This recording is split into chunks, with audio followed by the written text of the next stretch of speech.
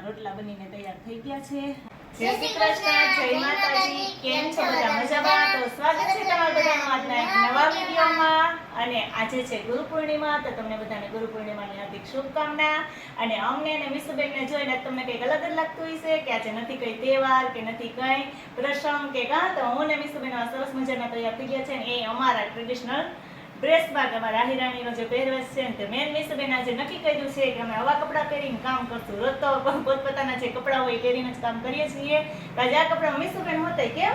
હા, જો મારા મમ્મી માટે કોણ સારું લાગે છે કમેન્ટમાં જણાવજો।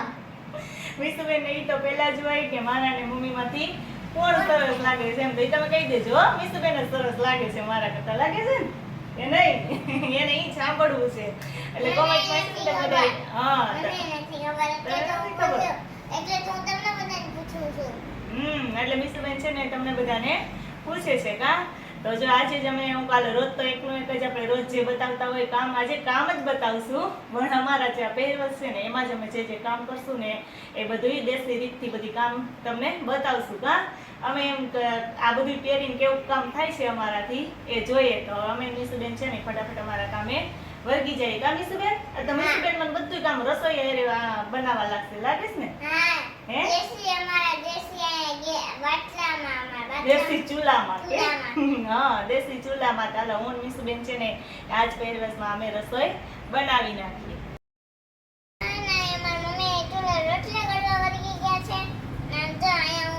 દેશી કામ છે અને અહીંયા હું મારું કામ પહેલા સિંધી લીધું છે જો હું એ બનાવી કરવા માંગુ છું। હા વિશુબેન ને જો ફળિયું વાળવા વગાડી દીધા છે તો વિશુબેન એનું ફળિયું વાળે છે અને હું જો ચૂલામાં તાપ કરું છું કેમ કે અત્યારે ભેજવાળા વાતાવરણમાં ચૂલામાં ઝડપથી તાપ થાય નહીં એટલે તાપ કરવામાં બહુ ઝંઝટ થાય આપણે તાપ થઈ જાય ને સરસ મજાનો પછી આપણે એમાં તાવડી માંડીએ।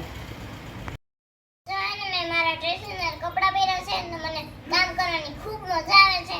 મને મન થયું કે હું એક કામ કરતા કરતા એક ગીત ગાઉં। મારી કોયલ બેઠી કોડલે વેની નારંગ ગલે બેઠી કોડલે વેની નારંગ ગલે પરદેશ ઉડી જાય રે જને મારી કોયલ બેઠી કોડલે વેની નારંગ ગલે પરદેશ ઉડી જાય રે જાને હું રોટલા કરું છું અહીંયા મમ્મી રોટલા કરે છે અહીંયા। જો હું ને વિશુબેન બે રોટલા ઘડવા વર્ગી ગયા છીએ કા અમારા દેશી ચૂલા ઉપર બાજરાના રોટલા અને આવા વાતાવરણમાં મેં કીધું એમ કે માંડ માંડ ચૂલામાં તાપ થયો છે હવે મારા રોટલા થઈ જાય તો સારું ગા વિશુબેન?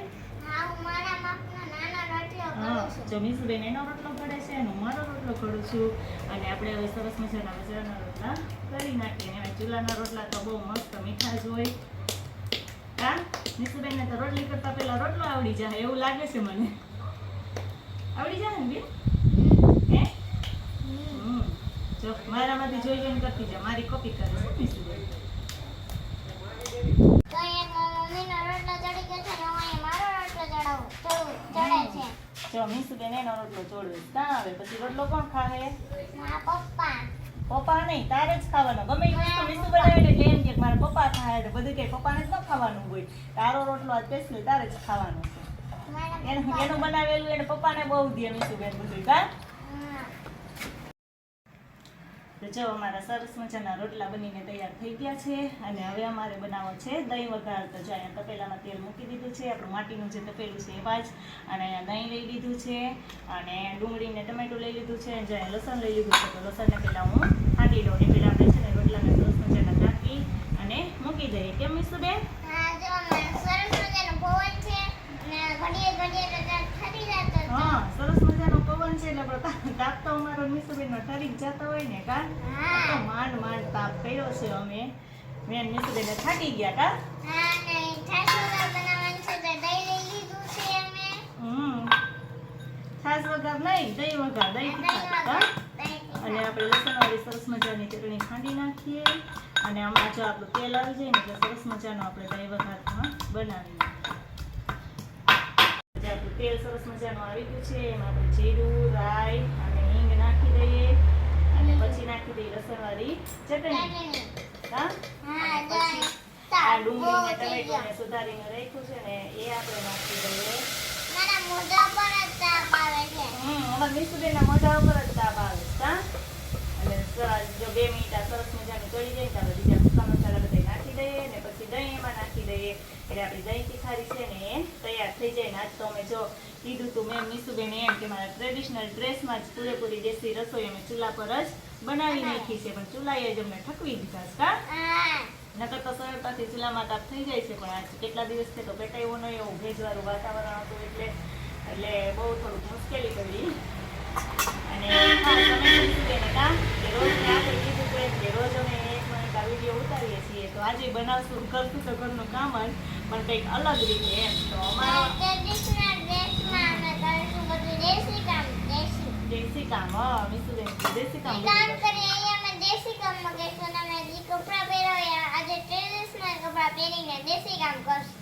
હા દરરોજ અમે કામ તો કરીએ જ છીએ પણ આ વખતે અમે ચૂલામાં બધી વસ્તુ જો બાજરાના રોટલા પણ ચૂલામાં જ કર્યા છે અને આ શાક છે જે દહીં વઘારનું એ પણ અમે ચૂલામાં જ કર્યું છે. તો જો મારી દેશી રસોઈ છે ને બનીને તૈયાર થઈ ગઈ છે કે બાજરાના રોટલા અને દહીં વઘાર અને ઉપરથી આપણે દહીં વઘારમાં હમણાં થોડા ધાણા છે ને નાખી દઈશું સરસ મજાનો આપણો દહીં વઘાર છે ને તૈયાર થઈ ગયો છે. દહીં તીખારી જો કે કોઈ એને દહીં તીખારી કહેતા હોય કોઈ છે દહીં વઘાર કહેતા હોય તો બહુ તમે મસ્ત શું જો કહેતા હોય તે કમેન્ટમાં જણાવજો. અમે બધા તો દહીં તીખારી કહીએ છીએ. તો અમારી જે આ દેશી રસોઈ છે ને બનીને તૈયાર થઈ ગઈ છે અમારા દેશી અંદાજમાં અને અમારો આજનો આ વિડીયો તમને કેવો લાગ્યો એ તમે જરૂરથી કોમેન્ટમાં જણાવજો જો કે તમને અમારો દેશી વિડીયો સારો લાગ્યો હોય તો તમે કોમેન્ટમાં જણાવજો અને આ સાથે આજનો વિડીયો એન્ડ કર્યો છે. જો તમને અમારો વિડીયો ગમે લાઈક કરજો અને શેર કરજો અને સબસ્ક્રાઇબ કરવાનું ભૂલતા નહીં. આવજો. આ તો અમારા મીસુબેને કીધું એમ કે જો અમારો વિડીયો તમને ગમ્યો હોય તો લાઈક કરજો શેર કરજો અને સબસ્ક્રાઇબ કરવાનું ભૂલતા નહીં. બાય. સબસ્ક્રાઇબ કરવું ને એ સૌ ફ્રીમાં છે તો અમારો વિડીયો જરૂરથી તમે જોજો અને સબસ્ક્રાઇબ કરી દેજો. અને જો અમે ટ્રેડિશનલ ડ્રેસમાં છીએ તો તમને અમારો વિડીયો ગમ્યો હોય તો લાઈક તો જરૂર